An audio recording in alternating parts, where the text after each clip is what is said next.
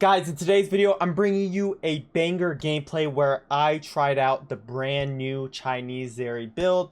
Now, it's not necessarily too different from what we've seen already. You know, I'm pretty sure a lot of you guys have already seen Man Immune, Trinity Force, Zeri builds in the mid lane, but there's a big difference with these new runes. They're finally using Conquer instead of Lethal Tempo. Now, I was kind of thinking that this wouldn't work and that it wouldn't feel good, but it was actually so amazing and it felt amazing.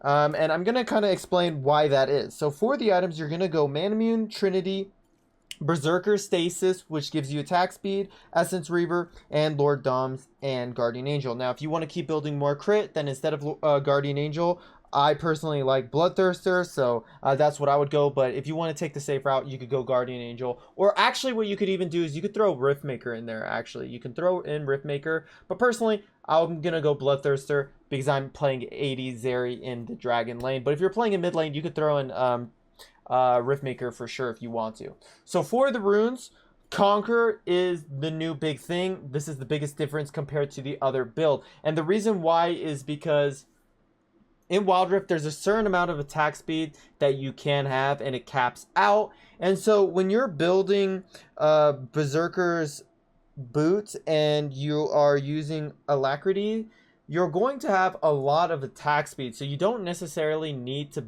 build a bunch of attack speed items. So when you go Conquer, you're still going to have a lot of attack speed, but you're going to be doing a lot more damage because you're going to be getting bonus AD. And you can stack it very easily. You can stack it very, very easily.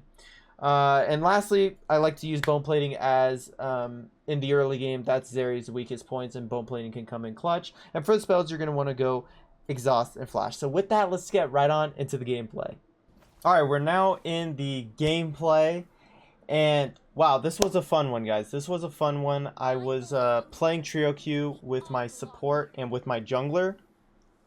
So it's trio versus trio, just if you guys were curious. So as Zeri, what I like to do is bully out the enemy laner, because Zeri actually has a very easy trading pattern that's very hard to counter, especially when you have a winning matchup. So Zeri is a lot better than Tristana in the early game, and Yuumi is also very OP compared to Lulu. Lulu's still great, but Zeri just has a lot of options. And so one of my favorite plays, guys, is walking up to the enemy ADC when the enemy ADC needs to last hit the minion, hit him with a Q. And I think I already missed one Q. I remember I was super tilted when I missed the first poke. I kind of get a little bit upset with myself, but luckily I was able to land it. But as you see, you know, the wave's kind of slow pushing, but look, I always look for opportunities to throw that Q out onto Tristana, because adding pressure on the enemy ADC can be super important, even if you don't end up killing him. Like, at least I'm gonna force him to take his fruit, or maybe I get him a little bit flustered and he misses a minion. Like, all those are possibilities. So that's why it's just good to just poke as Zeri. And plus, you never even want to fight someone that's full HP with when you're Zeri, because you should be poking them down. And especially with this build, guys, running Man Immune, Trinity, and Essence Reaver, your abilities are going to do a lot more damage than your auto attacks. Right here, this Tristana tried to set up a gank by jumping in first. Now, I ended up flashing away. Now looking at that back, I don't think I needed to flash away, but I didn't want to lose as much HP. I was actually really mad that I had to flash there. But looking at it back, I don't think I needed to flash. So that was kind of my bad on flashing there. But it is what it is. It is what it is. Aatrox ends up leaving, and it's all good. Now I can farm a little bit of these minions underneath my turret safely. As you see, I ended up missing one minion myself. What's crazy is they reset off that, and so I end up canceling the Lulu's reset and just going for the hard shove. Now, right here, I was telling my Yuumi, you should hop out and help me shove this. So if you're a support player and your ADC is getting ready to recall, please help the ADC shove the wave.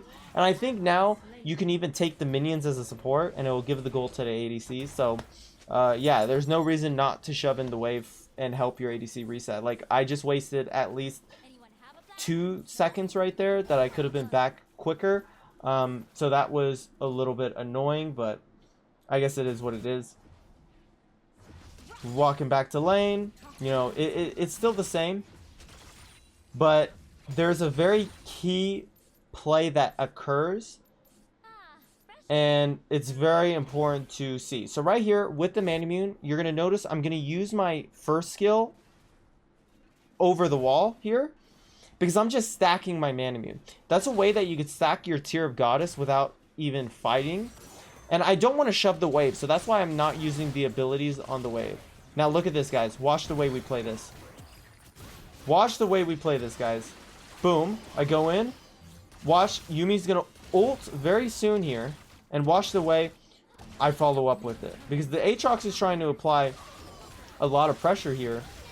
But it's not needed. I'm feeling very strong myself here. Yumi's going to go with the ult. I dash forward. Tristana ults me away. I exhaust Aatrox. Shen comes in and taunts Aatrox. And Aatrox is dead. And that was a 2v3 play, essentially, until Shen ulted in. But that was a winning play regardless. They would have all died if Tristana didn't ult me, or if I had my flash up. And boom, I actually hop on the Tristana anyways, because the Tristana decided to stay. And that right there was a massive turning point for the game. So, this Yasuo, I decided to stay and fight this Yasuo, because I still have a lot of tempo for Dragon. So I stay, and I know this Yasuo has an ego, and he thinks he can kill me. He even invests his flash to kill me. Like, what? Boom, and I just get him. I'm like, what? Alright, you want to do that? No problem.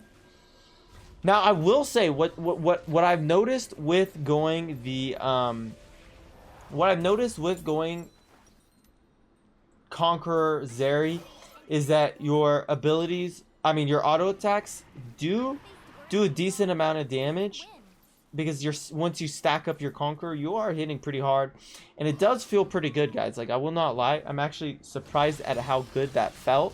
Playing Zeri with Conqueror. Because I was kind of being a little bit of a hater. But I was like, you know what? I gotta give it a try. And see how it is. And so, it is really good. It feels really good. It makes me think on Tristana, maybe I should just go Conqueror on Tristana. Let me know if you guys would like to see that. But now I'm just, you know, I'm upgrading my W next. And we're getting ready to do the Dragon because the enemy team knows that they are too weak to contest us. Because of how strong we are with the Shen, with the Yumi, and with the Zeri. Right here, this Tristana is chunking down our turret so that when they Rift Herald mid, they can just get it. But I know that they want to do this, so I'm adding some extra pressure.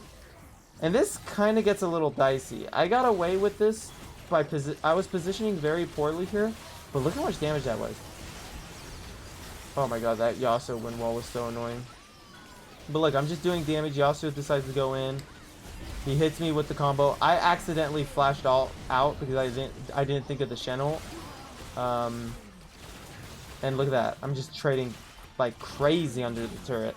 I am playing like very egotistical right there.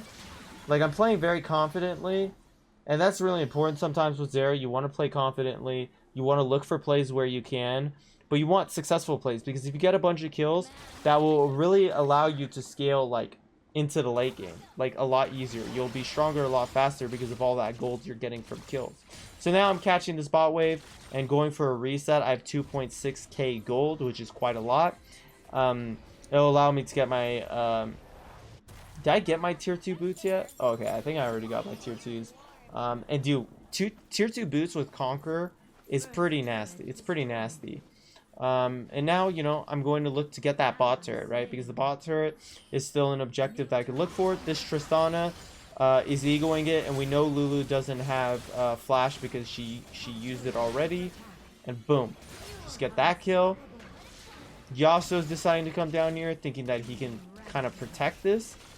But it's really too hard. Like, I actually don't get it. They were trying to bait for the Aatrox, but it really didn't work.